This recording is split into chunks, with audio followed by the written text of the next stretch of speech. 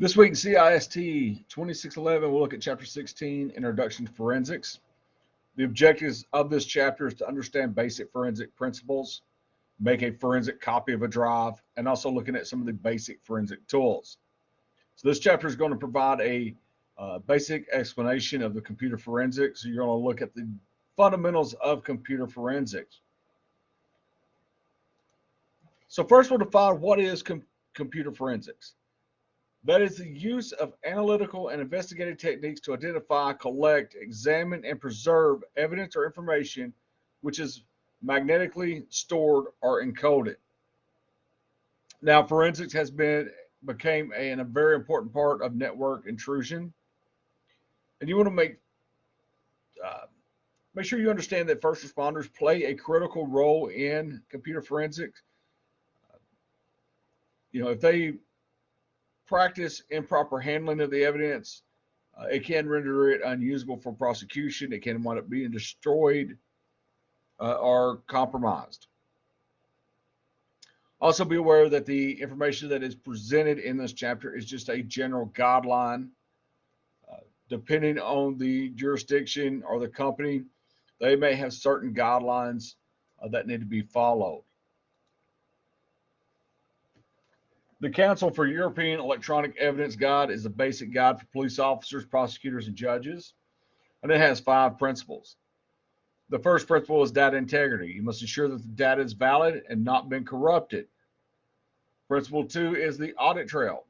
Okay, this is going to be like the chain of custody. So this is where you're going to have to fully account for the evidence. And that includes the location as well as what was done with it. Principle 3 is the specialist support. You want to, as needed, utilize specialists. So if you do not have expertise with, say, a Mac or Linux machine, you want to make sure that you contract with a specialist that would have that extensive experience. Principle 4 is appropriate training. It says all forensic examiners and analysts should be fully trained and be always expanding your knowledge base. Now, principle 5 is make sure that all evidence is collected and handled in a manner with all of the applicable laws followed. So you'll make sure that all of the information, all of your evidence is collected legally. The Scientific Working Group on Digital Evidence, they do have 4 steps of examination. Step 1 is visual inspection. Okay, so the purpose of this is just verify the type of evidence, what condition it's in, and any relevant information that can be used to conduct the examination.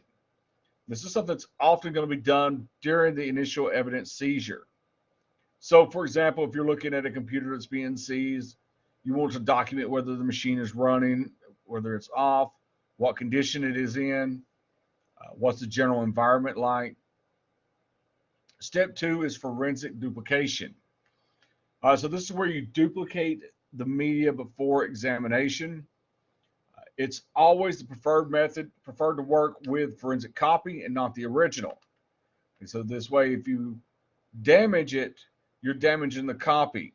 If you lose the evidence, you're losing the copy, not the original.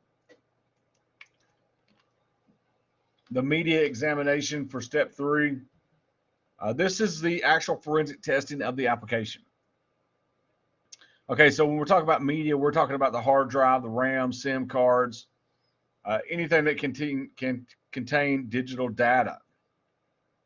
Step 4 is evidence returns. This is where they are returned to their appropriate location. Make sure usually it's going to go to a secured or locked facility.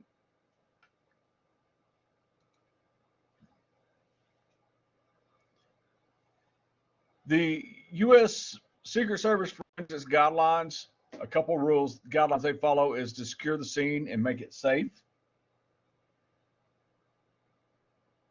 If you reasonably believe the computer is involved in the crime you're investigating, you want to take immediate steps to preserve that evidence. You also want to determine whether you have a legal basis to seize the computer. So whether it's in plain view, if you have a search warrant, consent, and different items like that will allow you to seize. of the computer. You want to avoid accessing computer files. The computer is off, leave it off. If the computer is on, you want to review the appropriate sections of the guide for how to properly shut it down and preserve it for transport as evidence. If you reasonably believe the computer is destroying evidence, you want to immediately shut down the computer by pulling the power cord. So when you pull the power cord from the back of the computer, you kill the power. If a camera is available and the computer is on, you want to take pictures of the screen.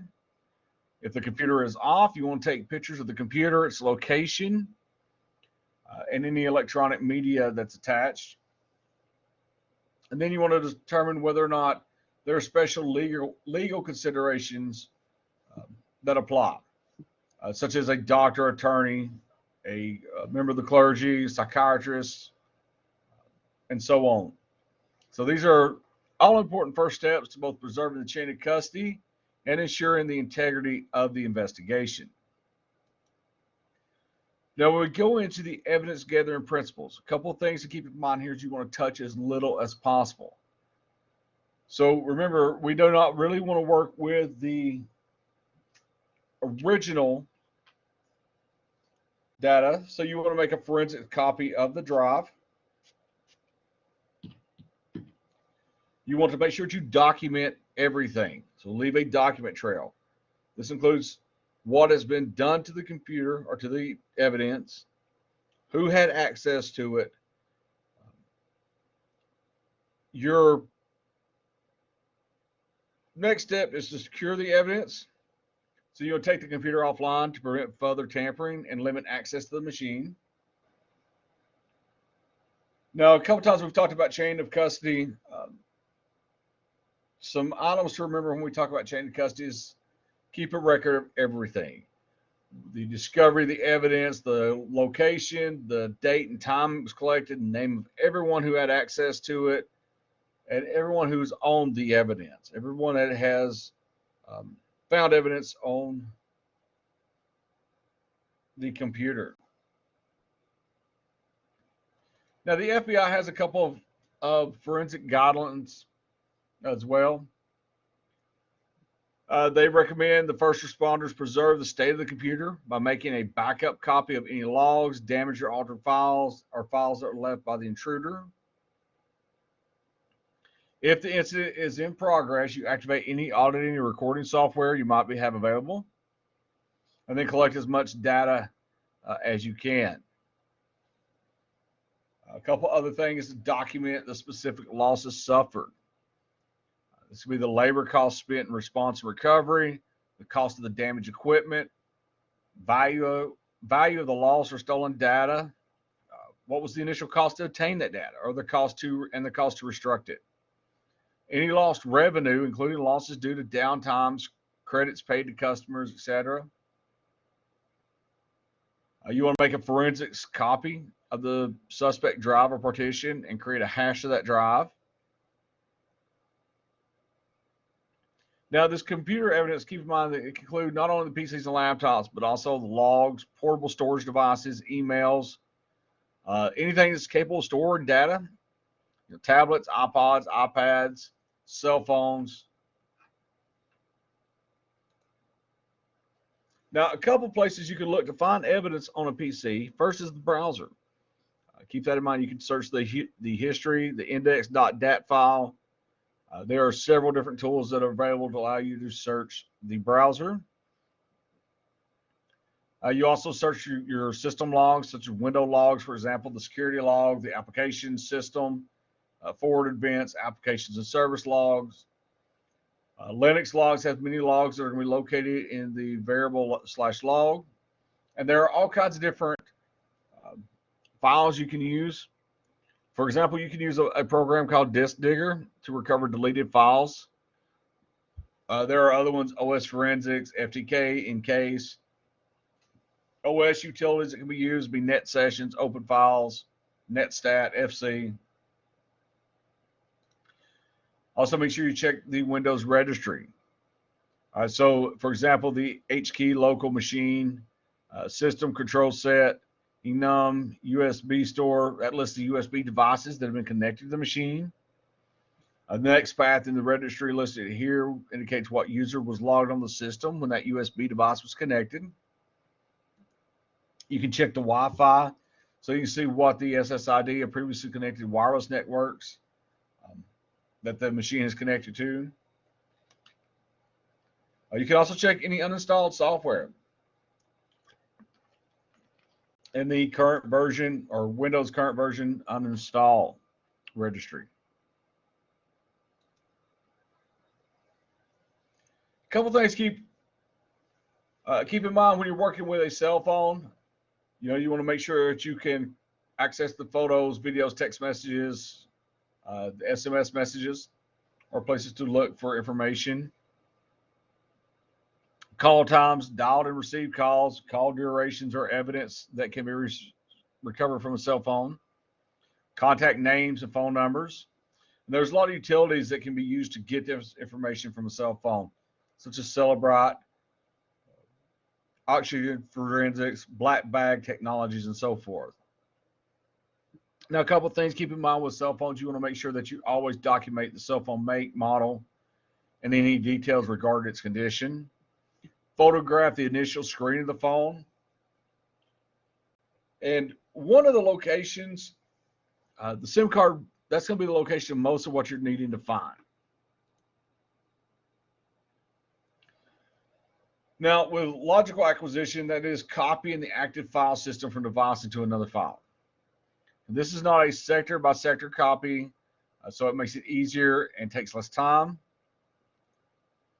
Now, some problems with this, some acquisition tools, is that the examiner can see the reported data but cannot view the source of the data.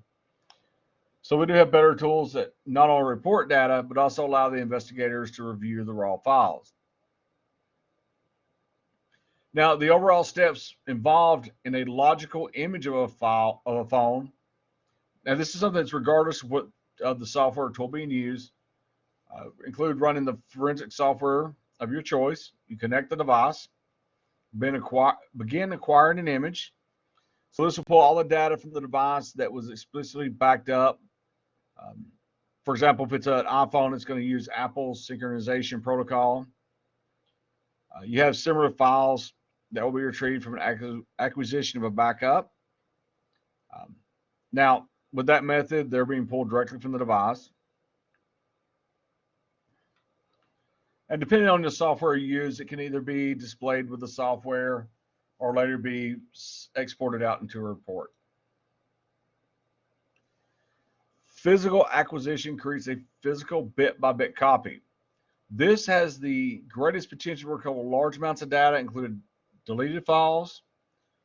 Keep in mind that iPhone security mechanisms, they do prevent us from being able to extract a physical image from a stock device without first gaining privileged access. So chapter 16 covered the introduction to forensics. Keep in mind, these are just general guidelines depending on your jurisdiction that you're in or the policy of your organization. Okay, you may have different rules, but these are generally what everybody would follow with forensics.